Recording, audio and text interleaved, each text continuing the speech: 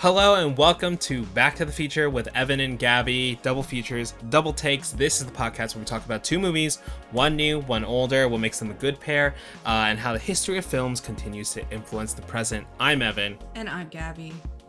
And today we're doing something a little bit different, a little experiment that we call Back to the Feature Rewind, where we discuss a release from this year that we missed, or in this case, was released before this podcast existed. Because otherwise, Evan, how could we have missed Sinners? Yeah, probably the movie of the year, a big talking point of this year for multiple reasons. Excited to get into it. And when we were talking about movies to pair it with, we were thinking about other kind of like blank check movies or movies with that kind of energy. And what better movie to pair with than another period piece called Marie Antoinette by Sofia Coppola. Two films that describe sex acts in thinly veiled but strangely accurate metaphors that get their characters going at it, which was a very fun link, Gabby. When I saw that in the little outline today, I was like, that's accurate. You'll never look at Keys the same after you watch Marie Antoinette. Oh. Oh no. And these are also two films that caused a slightly ridiculous amount of controversy in the film world for really no good reason upon their releases. So another link. Wow, I'm excited to get into it. Excited to hear a little bit more about the controversies around these movies. But first, we've got to talk about some movie news. A new movie from Sofia Coppola and Kirsten Dunst was announced. Yes, very relevant to this episode of the podcast specifically, but also incredibly relevant to my interests as somebody who loves Kirsten Dunst and also owns this book. Wow, Sofia Coppola Archive. Is it a photo book? It's a huge book. It has lots of photos that people can see. I have bookmarked the Marie Antoinette section because I was doing my homework. Wow. Doing my research. Incredible. So huge news for me as a Sofia and Kiki stan. There are basically no details about this movie, just that Kirsten Dunst has read a script and has commented that it will begin filming next year. That's all we know, but damn if I'm not seated. Do you think she'll recruit Kaylee Spaney for this one? I hope so. I mean, I liked the Priscilla Sofia movie. I think it's a little underrated, a little underseen, but and I think part of it was because Kaylee Spaney is kind of new. If that movie had starred Kirsten Dunst, 15 years ago, I think it would have been a huge thing. But I think Kaylee Spaney deserves more at bats, and with Kirsten Dunst, they were great together in Civil War. They should work together with Sofia. I mean, last year was kind of a big year for her. She had, or was it 2 years ago? It was Priscilla. Then she went straight into Alien Romulus and Civil War. I think within just back to back, pretty much. So, and she'll be in the new Knives Out movie. Yeah, she's a great young actress, and so Sofia should recruit her for more projects. Yeah, and famously she did because Kirsten Dunst was like, "You should cast her as Priscilla," Oh, so you're right. Yeah, I totally forgot about that part. That's all the more reason why there should be a part for her in this new collab. In other movie news, there's this very scary looking movie being teased called Good Boy, about a dog that witnesses their owner being possessed by something supernatural. Have you seen the trailer for this? Have you checked out the trailer for it? Absolutely 100% no.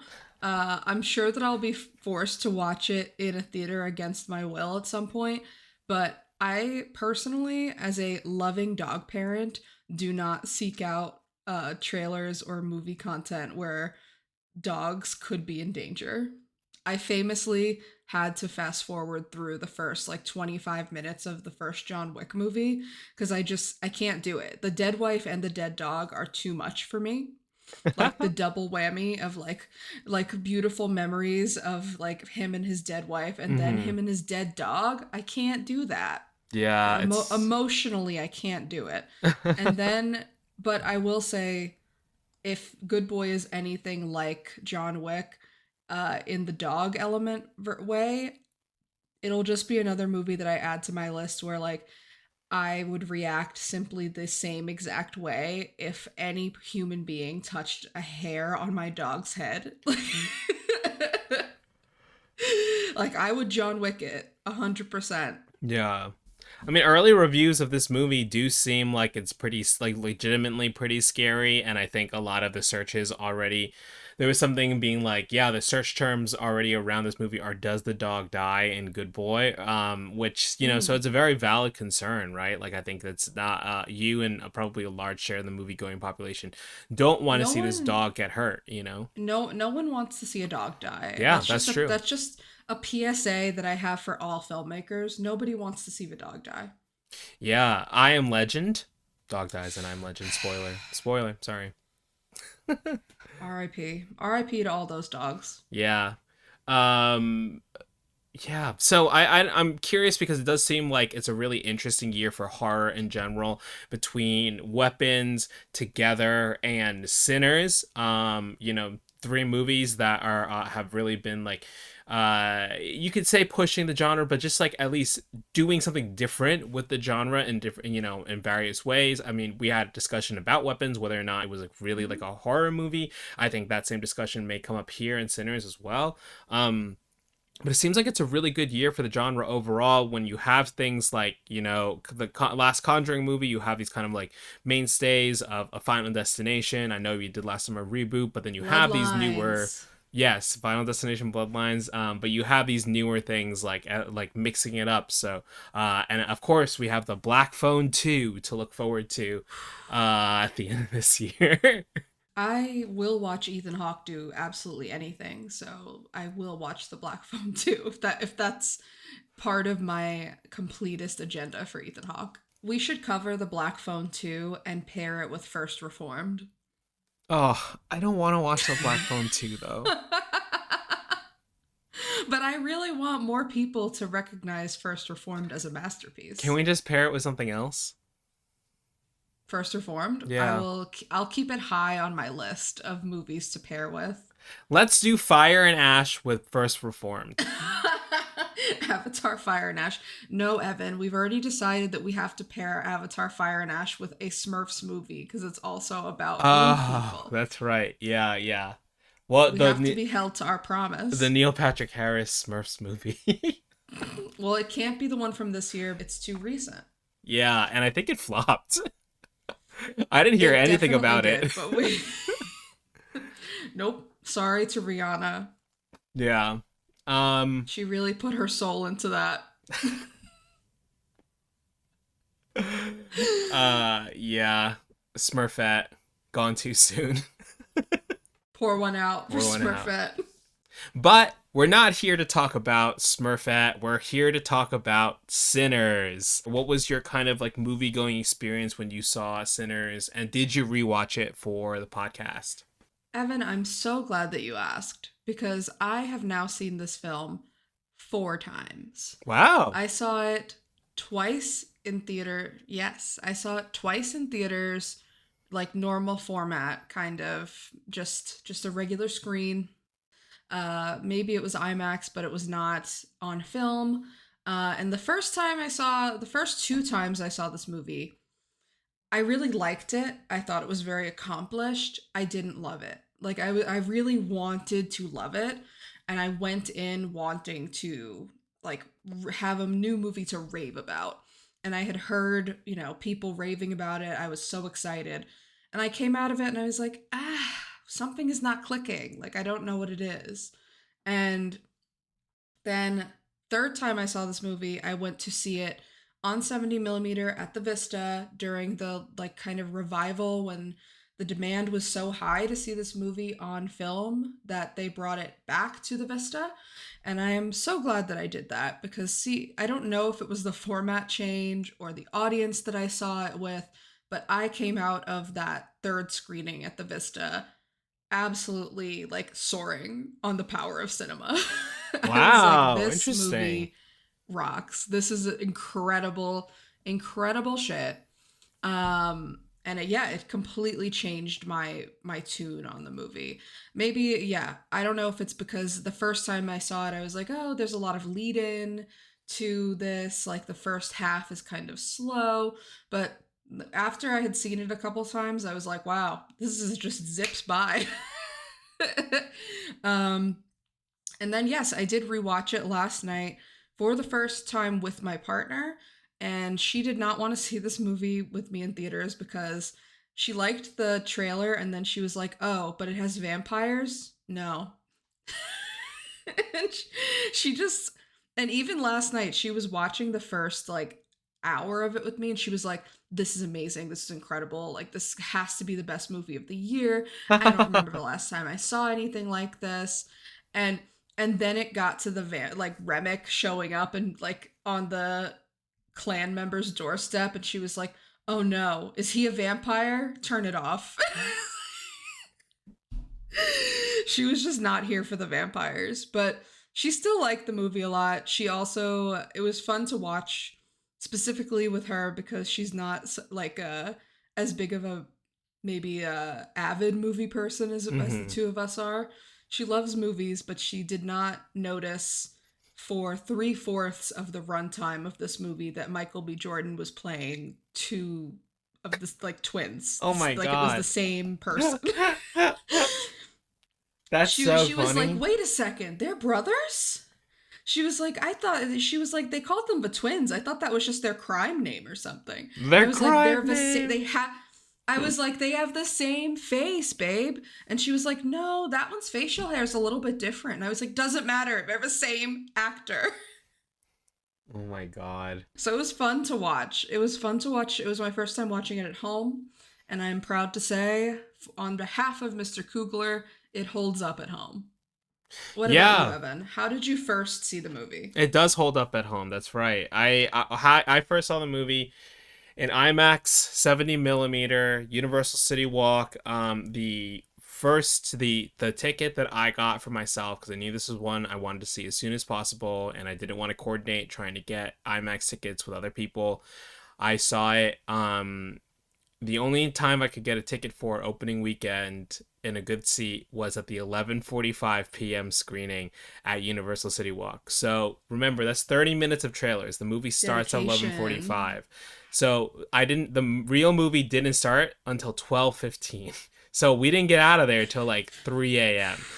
Um, this is compounded with the fact that I didn't want to leave my house at 10:45 just to watch Sinners. So I was like, "Ah, it's too late to find something to do, like make plans with somebody." I was like, "Well, I guess I could see another movie beforehand." And so I decided to do a double feature going into this 11:45 screening of Sinners. And the only movie that timed out correctly that I could watch that I also wanted to see was the Pride and Prejudice re-release. So not only did I watch Pride and Prejudice, another period piece Mhm. before that movie, it's also a very long movie. So I watched that and Ooh. immediately rolled right into Sinners pretty much. I in between those two movies, I was sitting waiting for Sinners the theater to open or whatever, and I was just sitting trying to like kill time on my phone, and one of the theater employees recognized me from the break room and was like, "Oh, Mm. hey, your name's Eric, right?" I was like, "Oh, no, my name's Evan." He's like, "Oh, sorry, man. I just want to say I like love the show. Really love like watching you guys talk about movies and stuff like that. Like, what are you here to see?" And I told him Sinners because I didn't like, and I didn't. I was like, I'm not gonna tell him I just saw Pride and Prejudice too. And he was like, Why "Oh, that's not? great." He was like, "I'm so excited to hear your thoughts on Sinners." I was like, "Uh huh," and that was like also like I think the week before I was about to like leave the show too. So, consider this if you had wanted to hear me talk about Sinners more in depth from the break room. This is a great spot to do that. We did it. We did it. So I saw Sinners IMAX 70 millimeter on film, University Walk, incredible, right? I had two more tickets to see it in IMAX 70, not just 70, IMAX Mm. 70. And April uh um was a pretty difficult time in my life. I had a lot of stuff going on outside of, work and things like that. And eventually it just like took me out of Los Angeles, and I missed both of those tickets. And I feel so bad because like those were highly coveted tickets, and I was excited to see this movie again, especially because I had started seeing it so late at night. And I also had the same kind of feeling that you did, where I was like, I don't know if this is like fully working for me, but it is so fully realized. Like I do really like it, I just don't love it. And then I missed it. I missed it two more times, and then it stayed in theaters. I never went to go see it again digital. So I rewatched it for the podcast on HBO Max. If you don't know, the movie just came out on HBO Max like a month ago, like July 4th Yeah. ish. And Mhm. so I watched it with my friend Patrick, who's been listening to the podcast. Hey, shout out Patrick. He came to visit me in Los Angeles, and one night we just put the movie on. We started pretty late, so I like bowed out midway through because I was like, I know exactly where I want to watch up until again, and then I'll finish it on my own later. So I did have to Mm. split this up into 2 days. But yeah, like you said, it really does hold up at home. I think some of the issues that I still have with the movie, or I have with the movie, I still have, and it doesn't help that I split it up, so that's on me. But we can get into to some of that. I think the thing that I love about this movie so much is it just feels so um like endlessly, like there's so many ways to interpret this movie that makes it so brilliant in that aspect, while at the same time it can just be exactly what it is too. It's not Mhm. like, oh, the better thing is to actually pull the metaphor out of it. No, no, no, it's also just incredibly entertaining as it is, and it works on so many different types of levels. So I'm excited to really get into some of that today. Let's do it, Evan. Let's dive into Sinners, released April 18th, 2025, directed and written by Ryan Coogler, produced by Ryan Coogler, Coogler, and Zev Ohanian. Yeah, starring Michael B. Jordan times two, Haley Steinfeld, Miles Catton, Jack O'Connell, Wunmi Misako, James Lawson, Omar Miller, and Delroy Lindo. Cinematography by Autumn Durald Archipel, and music by Ludwig Göransson. The Um, absolute goat right now, Dude, Ludwig Göransson. killing it, killing everybody across the board. But man, this score just meant, though I could. Well, we'll get into it. And before Instant. instant Instant classic, Oscar. Instant yeah. Oscar.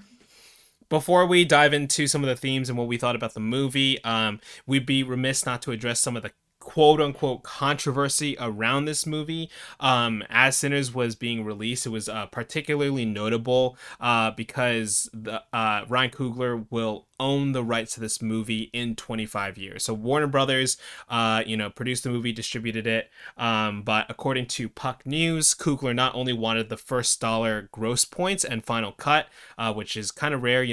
Directors don't usually have final cut on the movie all the time, but also ownership of Sinners 25 years after the release.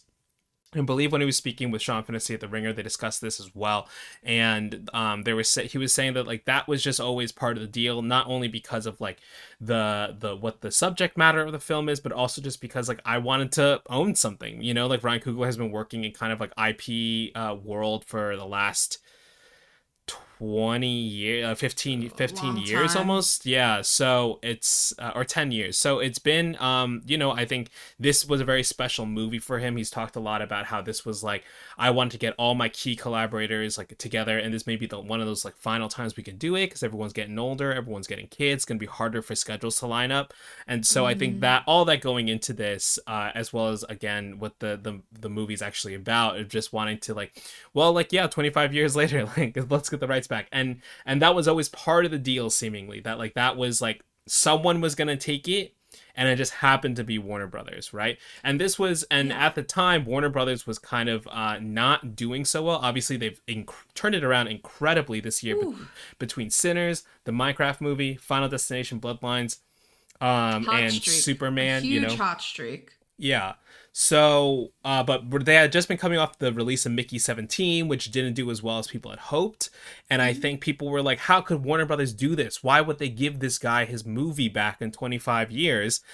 And it ended up being a hit. Like, I can't imagine how much money they made off of this thing altogether, between every single, like, we can look up the box office more specifically, but like just even the cultural cachet around this at this point, and it completely reversed the narrative for Warner Brothers and their kind of studio heads at the time. So or are currently. So yeah, this is a really, really interesting film on a lot of different levels, especially that business one too. Do you think when he gets the rights back, Gabby, what is he gonna do with it? That's an interesting question. I'm not sure. I don't think he hasn't overtly expressed an interest in doing a Sinners sequel or like a Yeah. Sinners verse, but it's hard for me to imagine that he wouldn't do something else in this world. Um, probably not right away. I think Yeah. that he's the kind of artist that's gonna let his work resonate, let it simmer, let it sit. Mm-hmm. But it's kind of hard for me to imagine that he's not going to want to do something eventually back in this world. Um, Yeah.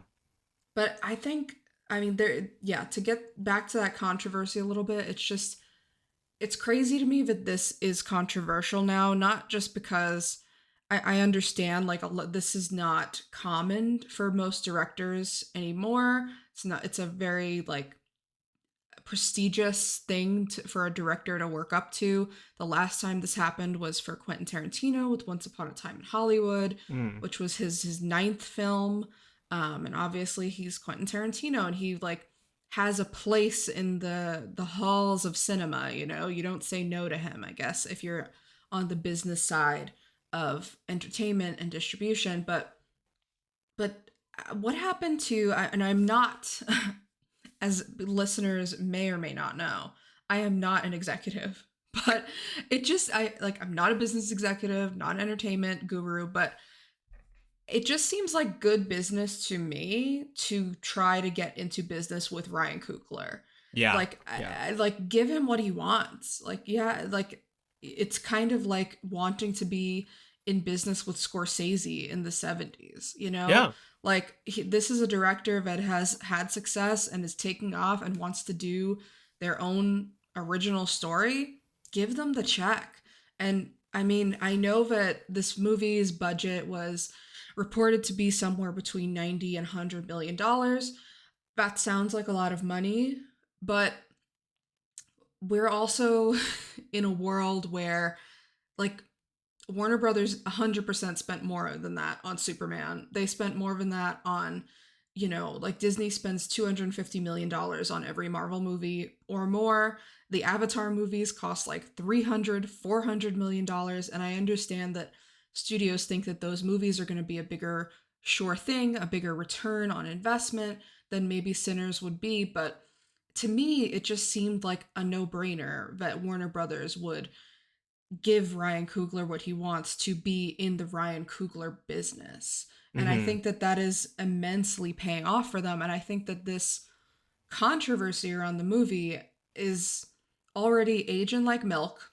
It's bad. It looks bad for everyone who doubted uh, Warner Brothers' decision. It looks bad for everyone who doubted that Coogler could pull this off and get people into theaters for an original period piece slash genre movie. It showed that there is a hunger among audiences for something like this, for something original and entertaining that has depth, that has layers, that can be rewatched again and again and have something new discovered about it.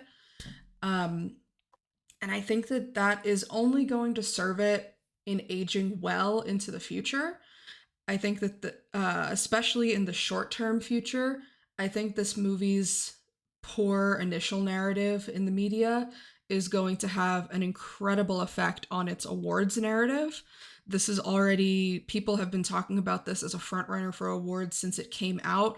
And there are some people like kind of doubting, oh, can a genre movie really break through to the Oscars like this? Blah, blah, blah. But Doubting Sinners aged bad a few months ago, so let's not keep doubting it. Let's not do it. Let's just push it over the edge, push it to the finish line, get Ryan Coogler his Oscar, give him the power and even a blanker check to make whatever it is he wants to do next. That's my take. Black Panther 3 Except for that. Except for that. with Denzel Washington. Whatever, man. Whatever.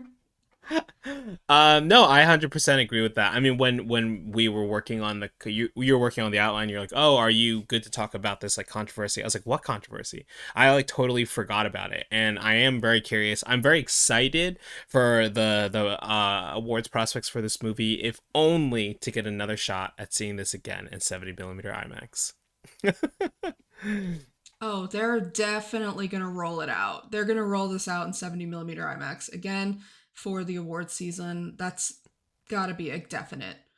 Probably before Avatar takes over all of the screens. But Yeah, yeah. if you're trying to plan, look at that IMAX calendar. Oh yeah, that's true. Yeah, they got their own thing. All right. Well, let's talk about the movie itself. If for some reason you haven't seen Sinners, this will probably be a pretty spoiler-filled conversation just because it's been out for a while. So, I guess what we will probably just jump right into Spoilerville, Population U. Mm-hmm. Immediately. But if you haven't seen Sinners, just a quick log line. It's about two brothers returning home to Mississippi, the Mississippi Delta, to start a juke joint. And that night is kind of interrupted with some unexpected guests, aka vampires. Mm-hmm. Um, and then yeah, and then the way their community kind of wrestles with that fact, and also comes together as these two men return to town. Yeah, we discussed how much we like this movie already. And I don't know. I mean, what when you watched the movie for the fourth time, or the third time, right, in theaters, like what were Mm-hmm. the things that really like clicked and like clarified for you, where you're like, this is great. I think that what clicked for me was the deeper meaning of the movie. Mm. And like on its face, the first couple times I saw it, I was like, I'm entertained. I like what I'm seeing. I like that he's trying. I like the big swings. I like how he is trying to weave together all of these different genre elements, all this history. It felt very rich to me, but I feel like the deeper meaning behind the movie really clicked for me when I saw it. Maybe it was the format. Maybe it was the 70 millimeter gods just like opening the heavens for me to notice the artistry more. But the meaning to me of this movie, or one of the many meanings, but what really resonates with me is this idea that your art can be your faith and your religion. And it does not necessarily mean that you are turning on your community or turning on, you know, preacher boy in this movie. He's the son of a preacher. He is also an incredibly talented blues musician, and that is his passion. That is his love. We hear it in his voice. We see it in his playing. It's incredibly compelling. Hmm. Miles Catton, this is his first movie, Yeah, which it's is in crazy, crazy. but the an insane thing to the do. the But commitment, the performance is so like he learned how to play guitar for this, like it's or at least like this ugh, style of playing. It's just incredible. It's just some really really incredible stuff. it blows me away, and I feel it in that character. I feel that he has not genuinely ever considered doing anything else with Hmm. his life other than the blues. That this is his thing, and this is what gives him purpose, what gives him meaning, in the same way that religion gives his father and his family and his community meaning. And I think that that is a really compelling and relatable thing for people who are creative, for people who Hmm. make things, for people who write, for people who make music, for people who make movies, put on plays, performances. I think it's just, even in if you aren't a creative in your day-to-day life, there is something surely that you feel that way about in your life. And I think that that message really clicked for me, and I felt more of Coogler in that way. Yeah, like this idea of like you are called to do something so which feels so in line with how you already feel about the world, and the way that people doubt you, or the way that people can start to can try to take advantage of that, or take that away from you and like your agency around that, you know, like is some is more of like kind of where I was gravitating when I was watching the movie, because it isn't even like, oh, like white people bad, sucking culture and leeching off, because like you even hear Remick say like my people were dominated too, right? It's like this idea that there are people who are generally going to be bad faith people who want to take advantage of someone else who is doing something so special, or a community of people that are doing so special, and how can we profit off of that, or how can we or insert ourselves into that, right, in the vampire way of thinking, and then suddenly take that for ourselves, right? Two different ways of looking at that that experience of creation and community. And that's, I mean, that's what Yeah. I like love about this movie, because I hadn't even considered the idea of like artistry can be religion like in that exact terms. But like I do think that this movie does, like you said earlier, is incredibly layered and allows itself to be read in so many different ways like that. Yeah, I think that that's what is going to ultimately make it timeless. I mean, Mm-hmm. the action, the set pieces, the vampires, Michael B. Jordan in Rambo mode is what makes it entertaining, and those scenes are incredibly rewatchable, but the layers of it is what's going to resonate with audiences for the rest of cinema time, you Mm-hmm. know, is how I feel about it. And I think that what struck me last night watching it for the fourth time, and really sitting with it in my own home kind of, was the metaphorical vampirism, the like Mm-hmm. what the vampires represent, not just, you know, on their face, not just as a threat, but also as you were kind of alluding to, as trying to take something from from Preacher Boy, from these talented, passionate people, and take it for themselves Mm-hmm. to get into touch with something that they love more. You Mm-hmm. know, like Remick the vampire in this movie, played incredibly scarily by Jack O'Connell. He wants to get back in touch with his own ancestors, with his own roots, with of Ireland. Like Mm-hmm. he kind of, you know, he talks about that at length. They give him a really good, not too long monologue about that, and we get it. We get that. Oh, he's not just evil.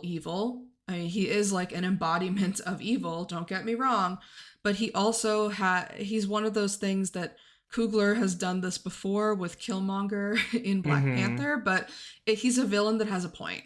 Yeah. He's a villain that has a purpose. He's a villain that has been in search of something, some meaning for a very long time. And I think that we are meant to empathize with him in a little bit. Not maybe not in your first or second or third watch of this movie, but maybe it was just because I've seen it so many times now, but fourth time's the charm. I was like, "Damn, Remick just wants to he does want to feel that fellowship and love again." Mm-hmm.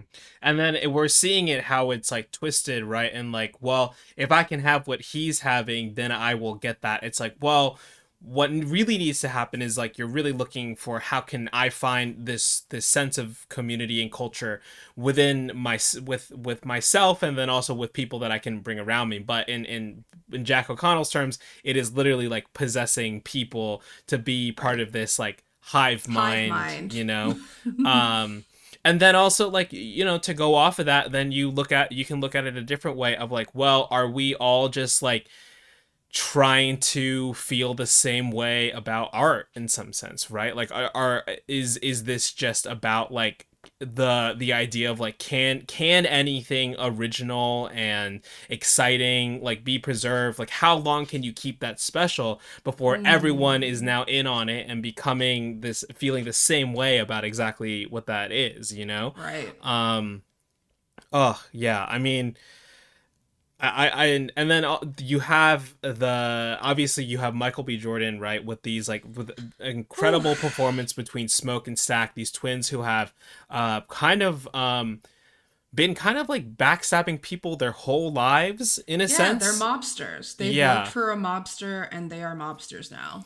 And even their community doesn't quite welcome them back with open arms, but they also know Mm-mm. that these guys have done some things in order to make lift up the town around them and try to have something of their own. Um, but you know, we we see the consequences of their action. It's in a few different ways. But it's interesting to have both these men on parallel journeys of just like what are they like both running from, or what will actually bring them satisfaction, you know, like you have and this is gonna get tricky because they are twins, and it's always like just trying to make sure we get the names right here. Smoke But and stack. Get it Smoke right. and Stack, yeah, but Smoke Smoke's relationship with Wumi Masako's character, Annie. and Annie, and the child that they lost, right? And you have Stack with, you know, his interesting relationship, frayed relationship with Mary as well, and also Mm-hmm. the way the two of them approach business being very differently. I don't know. There's just like a lot going on there. I had like a fully formed thought that just like flew out the window, but I Well, mean, it's really I want great. to say how successful the differentiation of their characters is from a writing perspective. I Mm, mean, it helps that their costumes are color coded, like yeah. their facial hair is slightly different, like they have a slightly different look about them, but the performance and the writing really brings these characters to life. Like Michael B. Jordan is able to give both of these men distinct personalities to the point that, I mentioned earlier, my girlfriend thought they were two different dudes. She Hmm. did not recognize that they both had Michael B. Jordan's beautiful face. But it's a real feat of storytelling and of Michael B. Jordan's performance that we can differentiate their stories and we can feel for them differently. Hmm. But at the same time, this movie, it is a brotherhood movie. It's a sibling movie. It's like about family to a Hmm. degree. Also, there's that climactic scene towards the end where Stack says to Smoke, "There is no me without you." Mm, yeah.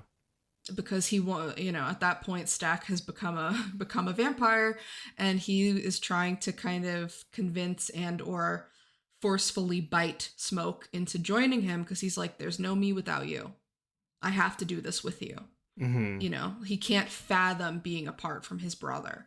And I think the movie does an incredible job of establishing the relationship between the two of them in such a short amount of time, when you really sit back and consider how many times they're on screen together. Yeah. It's not that much. Not that much. They don't have a lot of screen time, two people on screen at the same time. The movie splits them up a lot, whether it's to deal with the business sides that they deal with or to deal with their separate relationships. When we see them together, it's fleeting, but it's very lived in. Like we can tell. We know the difference. We know their backstory, we know their history, and we know how much they mean to each other. Yeah.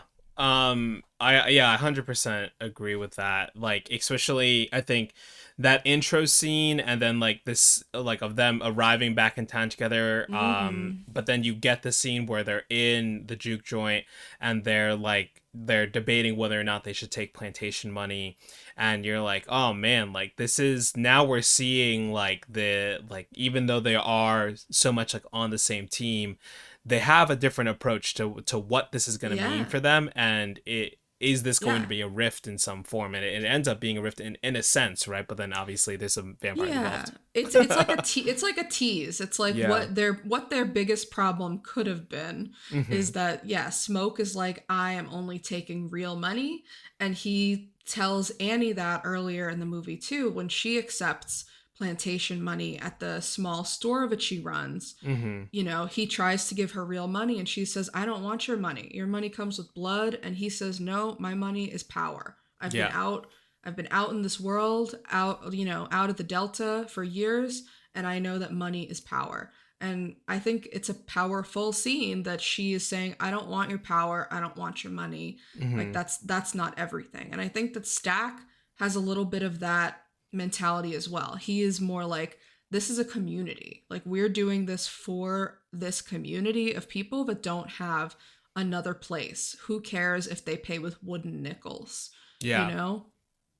But Smoke does. But it's kind of a fake out though, because that seems to be what their problem is going to be in the long run. Hmm. But Coogler's magic trick is showing us that they're not going to get a long term. Yeah, and part of that too, right, is like that interaction comes shortly is shortly followed by the arrival of the vampires, in the sense that, like, Annie says that she's been praying for them and like keeping them safe, and the way the movie deals with kind of like mysticism in general, and stuff Hmm. like that is really interesting. Because like there's a reading in which that, like, maybe if you never took the money, they never would have heard Sammy's song, and they wouldn't, like that could be part of it too. um it's Well, I think yeah. there is a reading to this movie where you could say that Smoke and Stack are the threat to the community before the vampires That's arrive. true, they're the Because sinners. yeah, they are. They're coming from the north. They're coming from all over the world, where perspectives are kind of different, where money is different, where power is different, Hmm. and they're bringing that mentality back to the Delta, back to where they were raised, and it's not necessarily welcome, Yeah. and it's shaking things up, and there is a vampiric element to if they had run the juke joint for a long time and had taken all of these workers real money instead of plantation dollars, how is that not a form of vampirism, of like Mm. zapping the community of their money, of their power, as Smoke would put it. um Mm. I think that there is a reading for it there. But again, Coogler is pulling magic and he's saying, yeah, that's there, but first, vampires. Yeah.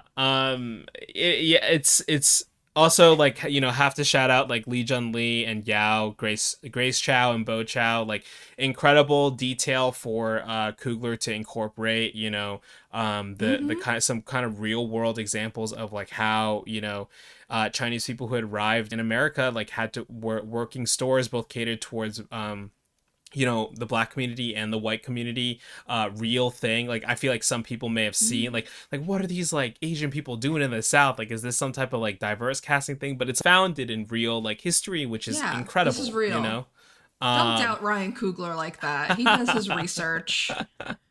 um I will, just to pivot a little bit, I think, just because we're kind of on the topic of like, what the movie decides to spend time on. I think that is a thing, even on second watch, that I do like some of the like structural elements and pacing, and the some of the talk around the mysticism do kind of like bump me, where I'm just like, I almost wish we had spent more time like diving into Sammy's calling of being someone who can reach across space and time, in a sense, obviously there's Yeah. that iconic shot of when he's playing and the bars open up and we see Mm. everybody we see these visions of other performers and dancers from different cultures and different times, like, coming in, like these people who have all had this like power, and this power is what Remick is after, but it's not like, it's almost a MacGuffin, but the movie starts with that sediment as well. Hmm. That it is like, I wanted more out of that.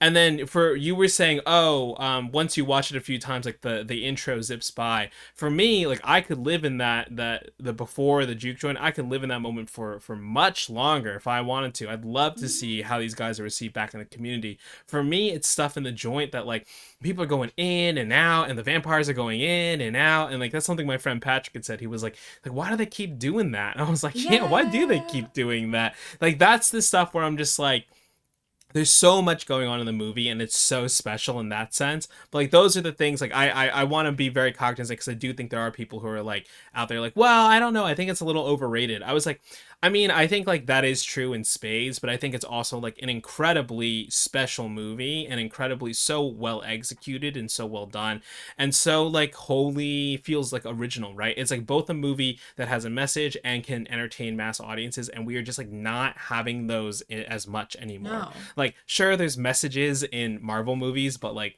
I don't know, they're not like this. If you say so. I mean, there I'm being very very generous with The that the statement. only message I took from Fantastic Four First Steps is that they needed to get Galactus to Times Square. End of year supercut of how many times Gabby says that. But I want to talk more about that scene that you mentioned of Preacher Boy performing Sure. and kind of piercing that veil, as they Mm-hmm. call it in the movie. And I think I don't know if I would have wanted more. I think I'm gonna push back on you like a little bit, Mm. because I think that it would have been a little overkill. Like, I think that that scene is meant to be what you're describing, that you Yeah. want. And I know that that scene is also kind of controversial. Some people love it, some people hate it. Some people think that Yeah. it takes them out of the movie.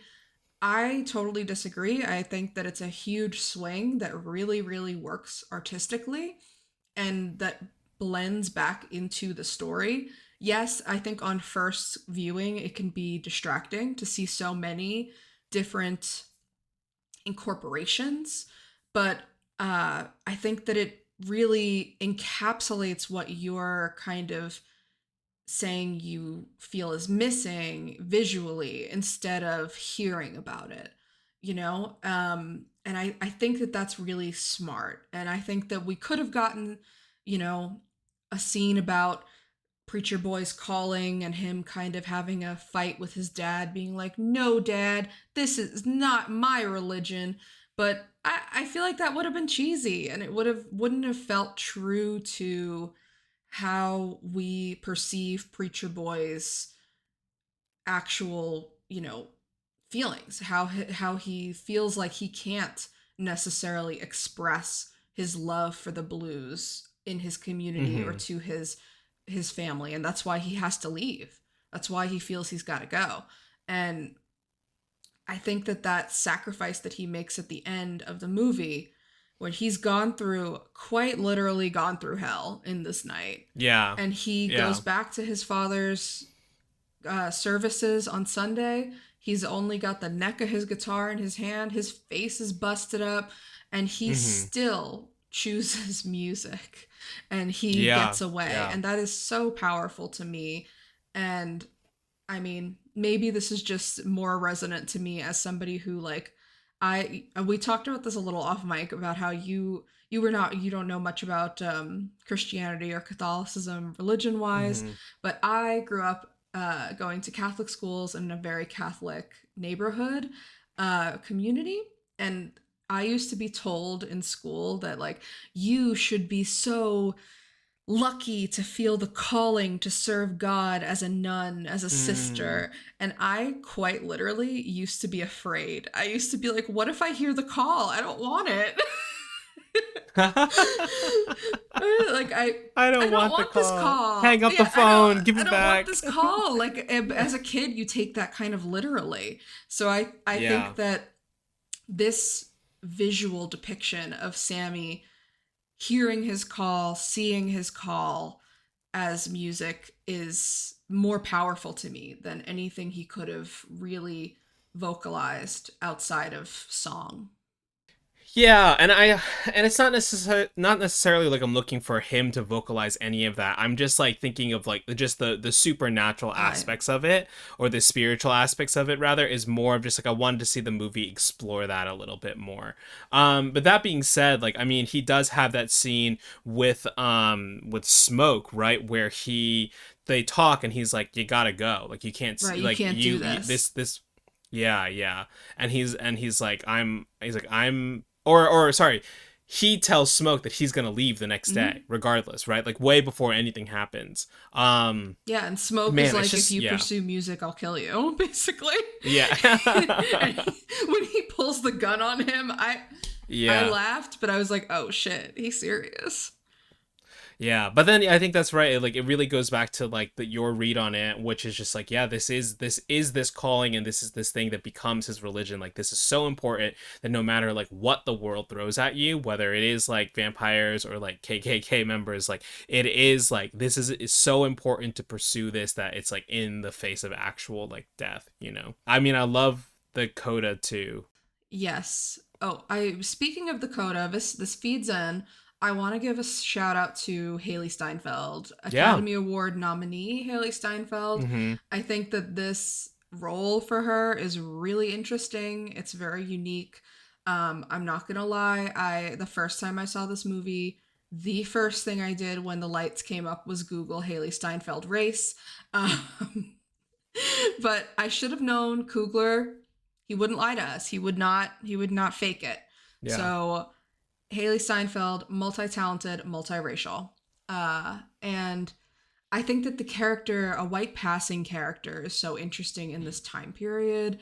It's something that we haven't really seen explored, Yeah. especially not just at this time, but in this place, in the South, and in Jim Crow South, and seeing her relationship with Stack and kind of feeling the love between them, the fact that he taught her how to defend herself, he taught her to be kind of tough in his absence, but then feeling that absence between them for 7 years, and her saying like, I waited for you and I was stupid to wait for you.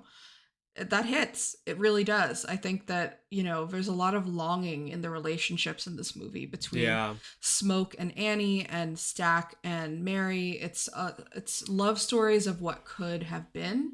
But speaking of that coda, we kind of get that happily ever after a little bit for Stack and Mary. They get to live to get happily ever after through, through time, through different generations, Yeah. through changes into where they're in the 90s and they are just popping up into a nightclub together as a happily out interracial couple. Yeah. So, that does, the time makes a difference, the timing. And they have nothing but time now because they vampires. Yeah. Yeah, that's a great point. I really love that. Like that they could have always been together, just it was like the wrong time period, right? Yeah. And like that's like another way to like look at all of this, right? Like this Mm-hmm. could have these spaces could always exist in another time if there wasn't another force trying to take these things away from people. I love what that last line though that Sammy has when in that kind of coda where he says like, like before the sun set, like that was like the best night of my or best day of my life. And it is just like one of those things where like I think I wrote this on Letterboxd, but like people, like they say like, yeah, I mean, even Smoke says it, right? He or Stack says it. He's like, yeah, like that was that me too. That was the last time I saw my brother. Last time I saw the sunrise, like for a few hours, like we was free, and like that is so real because like when you are a creative person or you are just someone who is like looking for a community and you happen to find it in this thing or and suddenly you reach this state that state that Sammy's in, you reach this kind of like flow state or pure state where like for a couple minutes, a couple hours, like everything else like doesn't exist, like you are in Mm-hmm. that thing, and that part and like looking at that as this whole thing is kind of like more of like a creative analogy is just like, yeah, that's also it's incredible. It's just so It's good. incredible. Yeah. That feeling as a creative person is what keeps you going. Yeah. And I think that this movie in Preacher Boy's character encapsulates that the best I've ever seen on screen. Mm-hmm. Just the feeling that, yeah, your calling does not have to be spiritual. It can be what means the most to you. It can be what puts you in that kind of spiritual plane, and Mm-hmm. what lifts you up, what brings you community, what gives you purpose. And yeah, whether it's brotherhood, whether it's family, whether it's, turning people into vampires if you're Remick, do what you got to do. Yeah, you yeah, you at any cost, right? In a sense. that scene that scene where Remick has his group, where he's got his like his brood, his group of people that are vampires doing the jig Oh outside of the yeah. juke joint. I I love it so much. I'm like getting up. I want to dance every time that comes on. Like he had it. He really had it for like just a few hours. He also Yeah. had his freedom. That's true. That's true. Yeah, he Where's the achieved it. Remick spinoff? Give me the Remick spinoff. I don't want a sequel. Give me a Remick That was gonna be spinoff. my joke. It was gonna be Sinner's original sin. It's like about how he became a vampire. Do a movie dragging the Irish Catholics. I dare you. um. Well, what I this is so funny. It's so hot today when we're recording that like I have these segues and then they just like they disappear. They just fully disappear.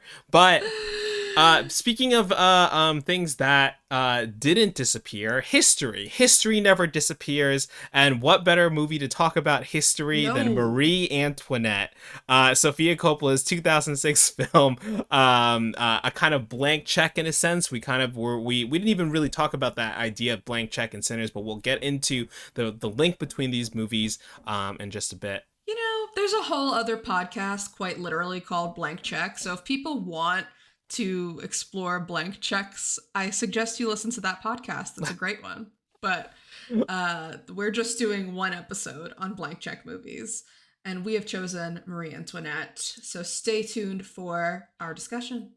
Okay, so this is the part of the podcast where we joke about sponsors and instead we just thank everybody for listening. But we wanted to give an extra special thanks for real in this section. I hope you just don't hit skip 15 seconds because we hit 100 followers on Instagram. What a great thing. Incredible. Thank you all for listening. Thank you all for the people who watch it on YouTube, who listen as audio, who see the clips on TikTok and then say, I'll check this podcast out. So thank you so much. This has been a very fun thing that Gabby and I have been doing. Sometimes we record these like really late at night and we're like, what are we doing? Why are we recording this? And Delirious. we do We're it for the love of the delirious in game. those And episodes. yeah, it is. I mean, I want to see the reception on the what did we just record? Freakier Friday. That is Oh like my some god. rare form energy for me, I think, because I was like kind of like in it. I was like locked in. For a few minutes there, I was free. Freakier Friday set you free. Yeah. Oh, goodness gracious! But thank you everybody for listening. Yes. We Thank you. we love to see the response. So yeah, just let us Yeah, keep discovering. Tell your friends. Tell your friends that there's a new movie podcast in town. Yeah, tell your enemies too. Tell your enemies. Tell everybody. Tell everyone. Tell everybody. We're back. Let's dive into our second film of the day. Yeah. Marie Antoinette, released first in May 2006 at the Cannes Film Festival too. Gabby has written mixed reviews at best. This was released wide on October 20th in 2006. Directed and written by Sofia Coppola. Adapted from the book Marie Antoinette, A Journey by Antonia Fraser, and produced by Coppola and Ross Katz. Starring Kirsten Dunst, Jason Schwartzman, Judy Davis, Rip Torn, Rose Byrne, Asia Argento, Molly Shannon, Shirley Henderson, Danny Houston, Jamie Dornan, and Steve Coogan. Marie Antoinette as a film has had a bit of a revival, a bit of a reclamation in recent years, and I think rightfully so. I think this movie got a lot of undue hate also upon its release, mostly because it had a dicey reception at Cannes. It caused some outrage. There was booing. People at Cannes love to boo. Boo! But to be fair, Cannes is a place in France, and the French, specifically, unsurprisingly, don't love this film. They don't. Mostly for the portrayal of Antoinette and the French royalty that took a lot of creative liberties. Some even accused Coppola of portraying Antoinette in too sympathetic of a light given, history. But Coppola has been very transparent that she was not trying to make a historically accurate film. She was going for vibes, she was going for character. She was not really going for this is a real telling of how the French Revolution started, which I think is fair. I think Yeah. that's artistic liberties. She's obviously If way you more want a real interested in something very specific happening in this time with those events as kind of a backdrop, but not the point. Like, I think it's a very interesting kind of biopic. It's not even really a biopic, in a certain sense.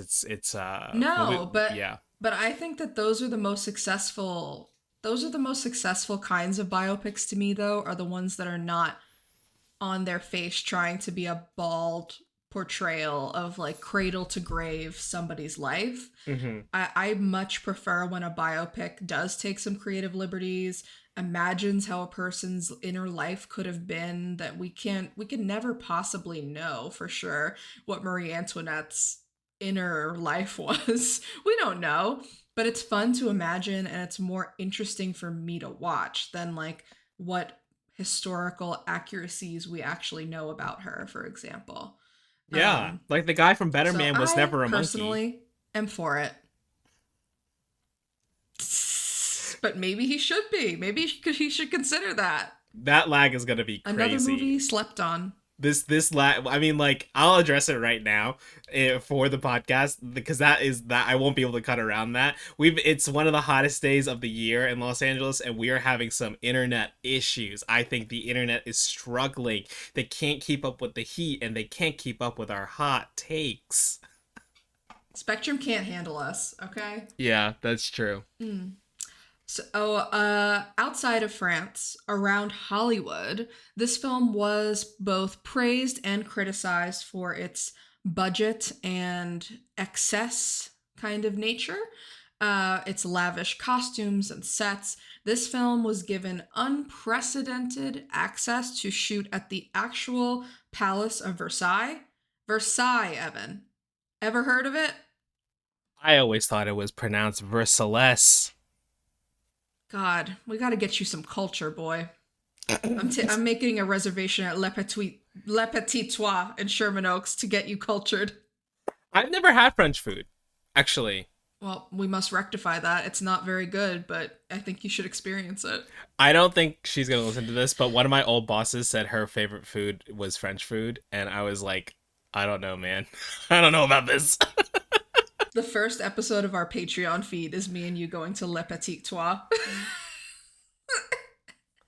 We had another Patreon feed joke thing the other day. I forget what it was. I was like, oh, that could be fun. It was in. We I need think it to was in keep the track of weapons. these. Yeah, it was in the weapons one. Oh, we were gonna watch something. Not. It wasn't watch the Snyder cut because that's the bit on the big picture. But what was it? It was something else. Anyways, let's get back to Marie Antoinette. Anyway, just like the backlash to Sinners was tinged with some racial grossness, Marie Antoinette undoubtedly faced some sexist grossness when it came out. This was in a time before the term Nepo baby had been coined, so the fact that Sofia is the daughter of Francis Ford Coppola was a factor, but it was not the point.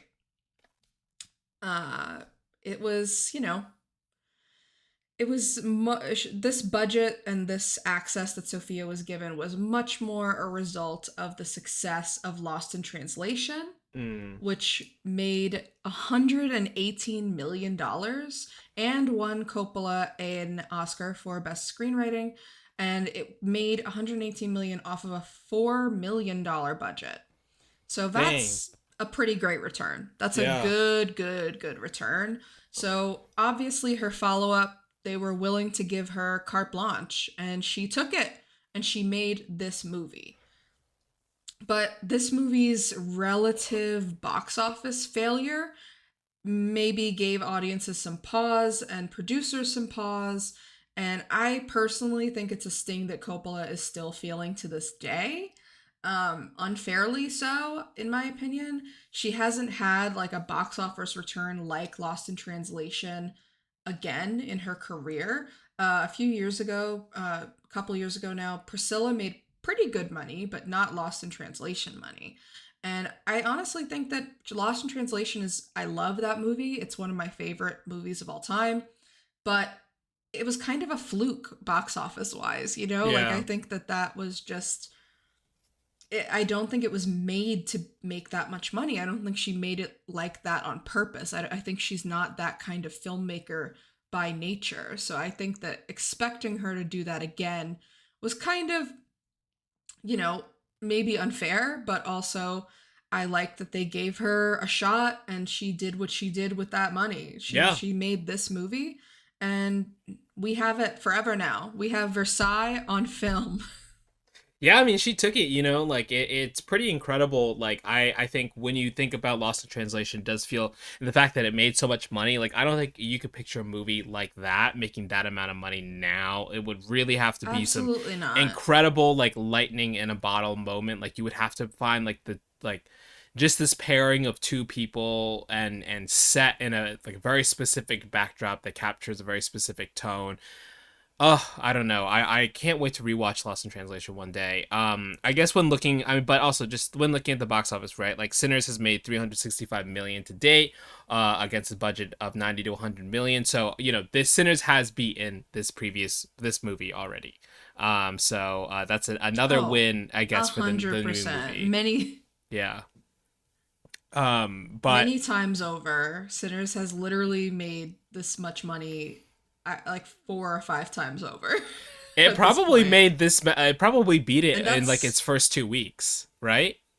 100 mil was yeah, maybe, yeah. yeah, probably. And to date, Sinners has made 365 million, and this is before an inevitable return to theaters for an awards run that we mentioned earlier. Yeah. So it will probably, I think Sinners is going to hit 500 million. I really do. All right, That's yeah. my box office bet. Well, we'll see. We'll see. But yeah, 500, I don't know. We'll see. We'll see. So, Marie Antoinette though, didn't make a ton of money in comparison to Sinners, but was a really interesting movie. Obviously, Gabby has already talked about the reception in US and France. Gabby, what is your relationship to Marie Antoinette, the film? Interesting question.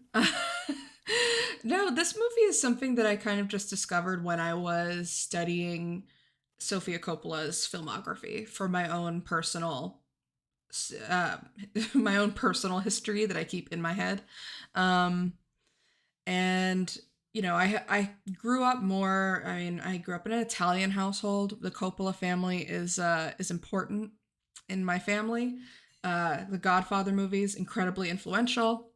Um, so it was kind of news to me when I was in my early 20s. Not that Sofia Coppola existed, but just that she was such, a well renowned filmmaker. And I was like, huh, she makes her own movies. I'm gonna watch these myself. So I've been following her kind of from the time that I discovered that I wanted to also make things. And so she as an artist has had a really big influence on me. Marie Antoinette was admittedly a blind spot for me. I think the first Sophia movie I saw was definitely Lost in Translation, and maybe that's why it has such a special place in my heart. Um, but Marie Antoinette was one that I saved. I didn't watch it right away, and I don't know why. Maybe it was just like period piece. Usually I'm not as big of a fan. I wasn't, maybe it was because I knew that it had a little bit of a negative tinge around it, so I saved it. But I watched it and I had a similar feeling as the people who are rediscovering this movie, which is that this movie is kind of like low key slept on. It looks amazing. The performances are great. It's funny.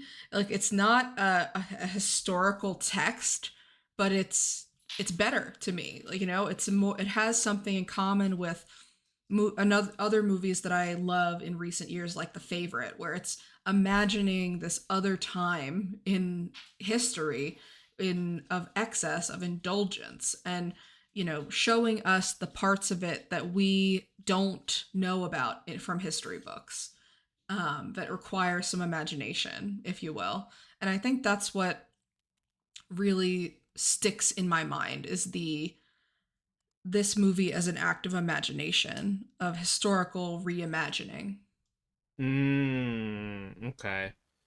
Yeah, I would agree with that. I was very surprised that that's what this movie was. I didn't know anything about it before, just kind of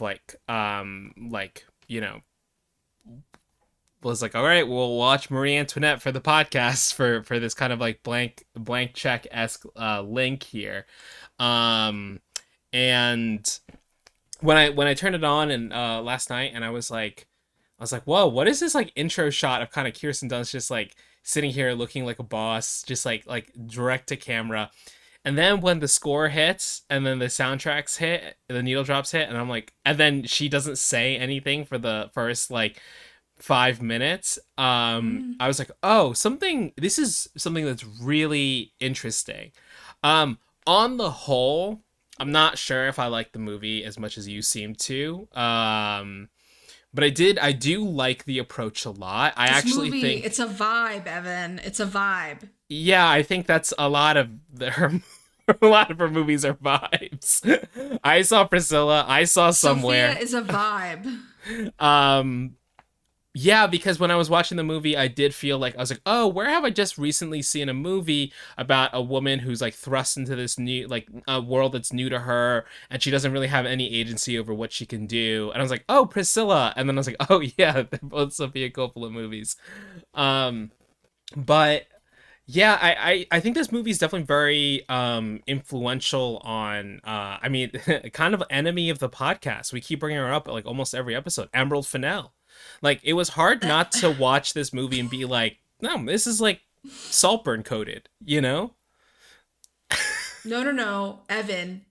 Saltburn is Marie Antoinette Yeah, coded. yeah, You sorry. get that shit right. Yeah. But no, you're right. I do think that, I mean, not to wade too far into Gabby's feminist corner, but you mentioned, yeah, another movie about women with no agency, but and I think that that's a note that people get a lot when there's a female protagonist. It's like, oh, she's not doing enough, she's not active enough.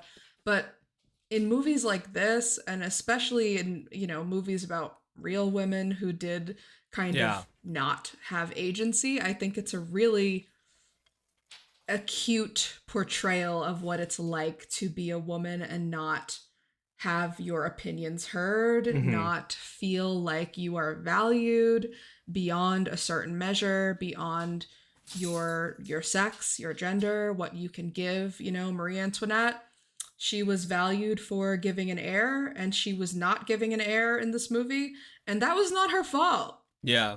That was truly not her fault. Her husband had to be explained how to have sex with her via key making. How is that a woman's fault? Yeah, Danny Houston, thanks for doing that. Thanks for getting Jason Schwartzman ready to go there. Nope, clearly no one had given him a talk like that. Yeah. I don't know what the birds and the bees talk is in France, but it should be the key talk. Um, um, but yeah, I think that Sofia Coppola, I mean, as a prominent female filmmaker, probably feels compelled to address that in her films, not to speak for her, but to address that feeling of being a woman and having a lot of eyes on you, but not necessarily having the power or influence to change anything or to speak your mind. Yeah. And I think that that's something that a lot of her movies study. Yeah, I mean, I think specifically in the case of Marie Antoinette too, right? You mentioned the nepo baby esque issue of, or not issue, but the a vibe of it all too. There is like a reading of this movie that this is like, oh, this is Sofia Coppola being given this check and being like it's literally her experience of making a movie on with a budget, you know? Mm-hmm. It's like, "Oh, A real let's budget. do let's I guess let's try to do the thing that I want to do, but people are telling me that like I can't really do things in that way or whatever, you know? There is definitely a version of that that's like she's obviously very aware of all the issues that you just discussed before about like how women are treated in society at large, right? And like it seems it's very much a clear part of like what her movies are about, but specifically in this film too, and how it's so intertwined with that, as well as just like the way she's treated and the way she reacts to being treated in this movie too. um it's like, okay, so I can't do this, but I can buy all these things and make this thing like look pretty or whatever, and spend money to do this. And it's like, I don't know, it's like, yeah, I can make this Marie Antoinette movie, but like I want to make it my way, and it's gonna look really pretty, you know. I think there's an interesting kind of Yeah. read on that whole situation. Yeah, You have to find your power yeah. in, and I think she and Marie Antoinette both found their power in making things beautiful. Hmm. Or at least the Marie Antoinette in this movie. Don't know about the historical one. She seems a little bitchier. But yeah, I think you're right. I think we're hitting on another link here in the creative metaphorical elements in both Hmm. Sinners and Marie Antoinette, and the authorship that Yeah. Coogler and Sofia Coppola both give to their movies. Their signatures, their creative flourishes are very on display in both of these films. And do you think that is a blank check thing?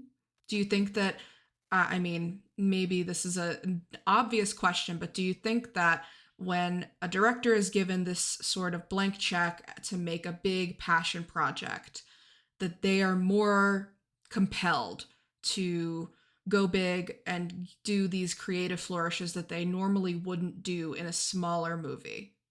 I think so. I mean, I think you finally have the money and the, you know, with Coogler specifically, I don't know about Sophia in this case, the final cut of it all. It's like, no, no, no, I can do this thing I've always wanted to do, and I'm gonna do it the way I want to, right? Like, I'm sure there's a version where the like studio exec notes around like, should we have a shot that does all this stuff? Like, could have like, you know, made that sequence much shorter or something. And same thing with like Sophia here, right? It's like, no, we're gonna spend the money to get all of these like extravagant props within Versailles, because like that's how it should look. And I also want to portray this as like like this is the thing that is in this woman's control. She's gonna do it to the biggest, you know, the Mm, biggest version of it that she wants to do.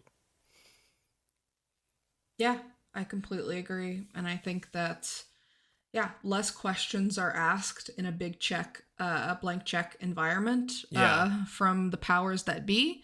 You're given more creative freedom, and I think that we see that creative freedom on screen in Marie Antoinette and Sinners. Yeah. Um, Especially because we they're both they're period pieces too, and they require at base right. level a certain amount of you know, consistency. Yeah, Detail, detail. Yeah, detail. The costumes in both of these movies are impeccable, yeah. exquisite, time period accurate. Hmm. The only Oscar that Marie Antoinette won was for best costume design.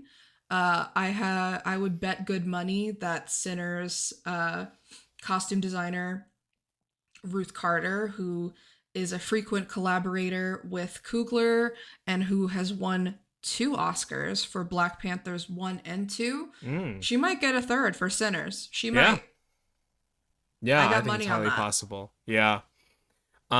Should we put real money down for Oscar award season when we do this on the Absolutely. podcast? We will be doing an awards watch type of segment because Oh I, gosh. Gabby, love awards the way that straight people love sports. Whoever the fuck the Kelseys are, I don't care. I care about the awards prognosticators. Give me the awards prognosticators version of New Heights. Give it to Yeah, me. sure, sure. All right. Well, let's focus on the movie a little bit. Kirsten Dunst, obviously, in an incredible performance here as Marie Antoinette, covering her life as she joins, the French royalty up into the years leading to the French Revolution. So, spoilers for history, I suppose. I mean, Gabby and I were talking. We didn't know too much about French history, even though I know I learned about this era in school. But I guess I didn't realize it was so closely tied to the American Revolution that it's like, oh, yeah, okay. That's why I didn't know more about the lead up, and I only know about Let Them Eat Cake because it kind of happens a little bit after. Yeah.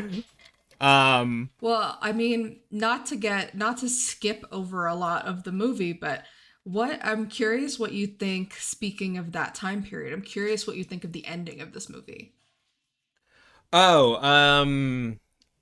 So I think that is like my kind of issue of the movie is when it does become a little bit more like Oh. biopicky, when it's just like these are just events that are happening, and it's hard, there's obviously a lot of narrativization that goes on in biopics in general to like make them more exciting or whatever. But when it does get to the ending and she's leaving, I was like, this is very beautifully shot and I think well executed. I kind of wanted a bigger like beat or something because I think leading up to that, I'm just like, all right, she has the kid, it's a girl at first, and then she has another kid, and then we don't see the third kid, and she's back and forth between her little house and then the palace, and I was like, I don't know, it was a little bit more compelling originally when she's like, he won't sleep with me, don't know what to do, so I'm gonna buy a bunch of beautiful stuff, and dance to the Strokes. Yeah. Cameo Yeah. from Sofia Coppola's real life husband, one of the front men for the band Phoenix in this movie, What? Where? Thomas Mars. Where was he? Ah, he's in the movie. I don't know where he is, but I know he's in it. And yeah, they have produced Romy Mars together. You're not aware of Romy Oh, Mars? Get I'm with it, aware of Evan. Romy Mars. I'm aware of the Okay, Shallot okay. video. I have that TikTok downloaded because that's Just so funny. just checking. So with basically without Marie Antoinette, we don't get Romy Mars. Wow, that's crazy. Isn't I that had no nuts? idea. This movie has given us so many gifts. But I do agree with you on the ending and the biopic front. I wonder if there was some pushback to include more historical elements. Because I agree. I think that it is more compelling to me when we're just kind of seeing the life of this woman who's been thrust into this kind of royalty, you know, basically to breach two countries. It's not much like a lot of royal marriages seem to have been. This was not a marriage for love, this was a marriage for politics. And yeah, he won't sleep with her, he won't produce an heir. That's his problem. He's got some issues, but she finding other things to do in her time other than, you know, raise an heir is more interesting to watch. And once she does have her life kind of still separate from the palace, I think it's interesting, but I do feel the history creeping in, like you're Yeah. saying, and it just seems like it felt more so to me on the first time I watched it. It felt more natural, but the second time when I rewatched it just recently, yet last night, it felt like a studio note, and I wonder if she was getting a note that like, oh, okay, so you did this for the first half of the movie. The third act has to incorporate some actual real life stuff. Like we have to be able to market this kind of as a period piece or as a historical fiction with some history. I wonder if there was pressure because it does feel a little bit not out of left field because that this is the time period, but it feels more forced than the rest of the movie. It's not quite gelling with the rest of the Sofia vibe. Yeah. I mean, when we were so I split this up into two viewings. For the record, I hate doing that. I hate splitting a movie up into two viewings, but sometimes you just start something too late at night, as I am one to do if you're an avid listener to the podcast. Um, but when I Mm-mm-mm. was watching this movie and I was like, okay, there's an out, oh, like we got to start recording the podcast around 10:30. We got to make sure I finish, and I was before that, so I wake up in time, watch the movie, and so as it's winding down, I was like, oh, we're getting closer to the ending here, but where and how is it going to end? Especially not knowing the history stuff of it. And then I thought a lot about Spencer, just because of the royalty Ah, biopic link of it, and I was like, there's definitely some similar vibes going on of just like very unique approach to the time, whereas Spencer feels a little bit more like history bio, like traditional biopicy, even though there's like more creative experimental swings.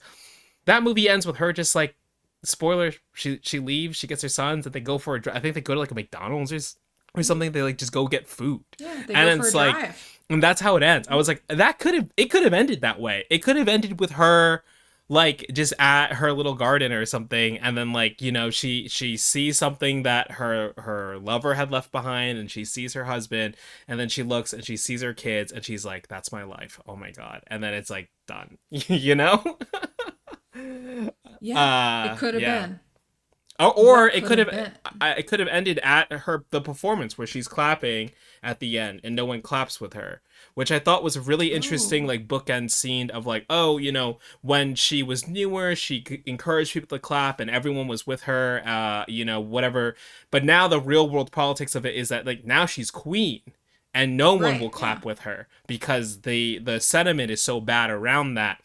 Don't know if we Mm. really got there, but it's interesting in that moment where she's like, "Oh no, I don't have this same, maybe it's the charm or there's something I'm not like fully grabbing onto from that scene, but I'm like, but I know there's intent there, there's something there that I'm not fully getting, but it's Yeah. great regardless." Yeah, I love that scene. I think that yeah, that would have been a really interesting ending because yeah, there's something about being queen that comes with a certain kind of influence and power that maybe, people fear you now. And especially if we're getting to this point in French history where there's a revolution coming, it could have been a good allusion to what is to come by and if it had ended with people kind of yeah starting to fear her or starting to turn their backs on her as royalty and royalty in general. Yeah, That's very I interesting. mean, the other way to the other like reading you can put onto it too that I think is within the text is that like when she's younger, there's a lot of comments of like even her grandfather. The first thing that he does is like see how her breasts look, which is crazy, right? But like Crazy. well, yeah, but that is like so much of her charm when she's younger is that she is like there's these they say badmouth her as being Austrian, but then also everyone's like she's very pretty and there is this like this girlhoodness of like she's so young when she gets married, she's like under 18 that she can get away with stuff, and when you're a girl these things are like it's possible to whatever, like Mm. even though you don't have full agency, it's like, oh, but she's just like a little girl. But now that she's queen and she is fully she's done the thing that she's supposed to do, she's provided an heir, even when she's in the highest position possible that she can now achieve, she's not given the respect that because she's already done what she's needed to do, and they don't care Yeah, for her being there she's anymore. she has hit the glass ceiling Yeah. in French revolutionary times. um Yeah. I think yeah, that's another thematic link as well. You could say that yeah, the Marie Antoinette is sort of a coming of age movie in a lot of ways for the key character, and I think Sinners for Preacher Boy is also kind Mm. of a coming of age. Mm-hmm. He's not the same after that night. I mean, his is much more accelerated, Yeah. but there is a loss of innocence, there is a maturity and, trauma, not to use the T word, that comes with the end of Sinners. There's a change in Preacher Boy Mm-hmm. that I think you could call a coming of age, a very, very fast, rushed coming of age. Yeah. Look at us! Look at us making links. It's like we do this on a podcast. We're coming off like a week and 2 week break too, and we just hit two Woo! episodes back to back real quick like this. It's Yeah. what we were born to do. And speaking of other links, other pairings, Uh-huh. let's talk a little bit about what else we discussed pairing sinners with. My instinct personally was always to go with a Coppola, but I had first pitched a Francis Ford Coppola to you because I thought that the comparison might be a little bit more one-to-one, which sounds crazy, but Francis Ford Coppola came off the back of doing kind of I mean, The Godfather was IP. It was a novel. It was a book. Yeah. So, coming off of the incredible success of The Godfather 1 and 2, kind of felt similar to me as Ryan Coogler coming off the success of Black Panther 1 and 2, and then getting huge check to do what he wants. So I had pitched Francis Ford Coppola's Apocalypse Now, one of the most infamous blank checks in history. But that we could make a whole podcast just covering Apocalypse Now, and I think that somebody probably already has. So yeah, it's called Blank Check with Griffin and David. They have not covered Francis yet. So oh, no. really? Okay. But they need Megalopolis out to be. They need it on. They probably need it like more they widely need it available. to stream. Oh, they need that documentary to come out. The Megalopolis documentary. Yeah. I'm hyped as fuck for Megadoc. But then I moved to switching to Sofia. And probably her only blank check she's ever going to get, which is very interesting.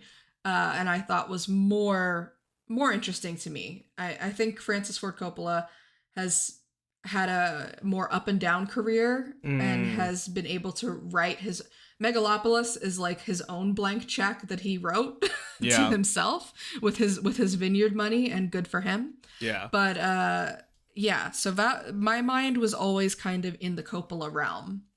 But what you had an interesting suggestion. Tell the people. Yeah, I was thinking a little bit more along the lines of like, Ryan Coogler started as obviously, an indie director with Fruitvale Station, and then just thinking about like who gets the most blank checks out of anybody in a certain sense, and that might be Steven Soderbergh. If not the Russo brothers, but Steven Soderbergh's always getting various like small blank checks to just do whatever he wants.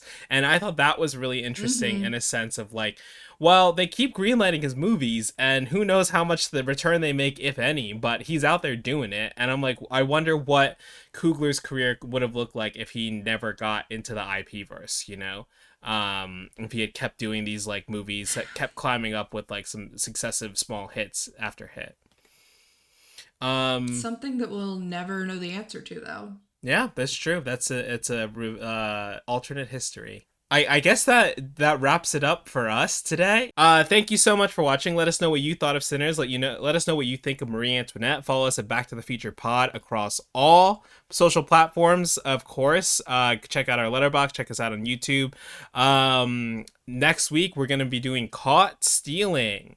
Oh, wow. Caught stealing. Until then, eat cake. Eat cake.